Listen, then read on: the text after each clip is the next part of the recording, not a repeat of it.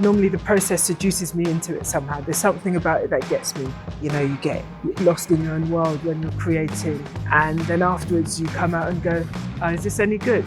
But because I'm so lost in the making, I'm actually just trying to enjoy the process of learning something new, which I think is important.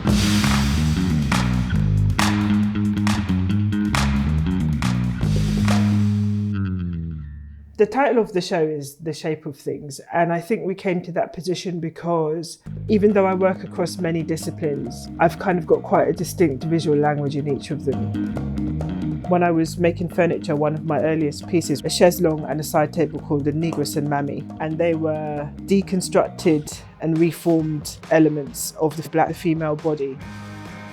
I wanted to continue exploring those themes of the pressure on the female body, how do we look at it, what shapes and forms are there, just in a general way, and then that became the foundation of the initial paintings. When I started painting, I had no idea how I'd express myself. Actually, that was part of the joy of that medium. I didn't come with any expectations, and so I felt quite free. And it still has the kind of bold strokes that could be paralleled to the bold shapes that I use in my furniture and my jewellery. But there's a level of freedom that isn't afforded in those other materials and mediums.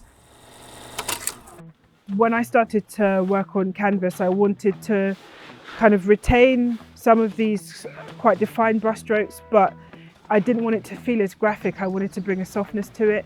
And so when I started to introduce colour elements, I really working with washes and overlays of washes, which take quite a lot of time to dry, but it helps kind of build depth.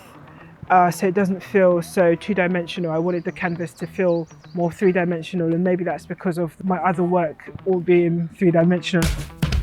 I want to design something that is a contemporary kind of take from African Caribbean perspective of vessels, and that's where Tropical Noir grew out of. And I wanted the materials of the piece to kind of talk about how we question or interpret value.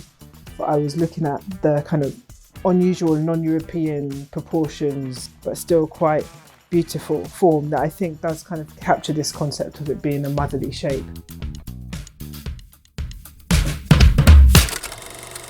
Being a new mum, it's now become kind of part of my practice. You have to find a way to balance all of these different elements and kind of acknowledge the impact that it's having and the different things that I appreciate, how I appreciate time differently, but also maybe tactility, maybe being more gentle with myself. And yeah, shape and form in a very real way, like I'm living in a different shape and form with my body. And so it's given me more of an appreciation of how we relate to it and the language of shape that we have in our everyday lives. We inherently understand shape and form. We have a relationship with it, we've built it up over time. So a circle by itself is just a circle, but then when a circle stands on top of another small circle and another small circle, we start to interpret it has a sense of an identity and a sense of self that we, for some reason, have a relationship to. Yes, I don't consider myself a jeweler because I think my approach is different to a traditionally trained jeweler. I find it's a constant back and forth with what you want to achieve and the level of skill you have, because for me, jewellery is a form of a conversation. When I'm making these pieces of work, I'm really making statements. I'm making pieces that actually are about confidence. There's lots of cultural heritage in the shapes and forms that I use.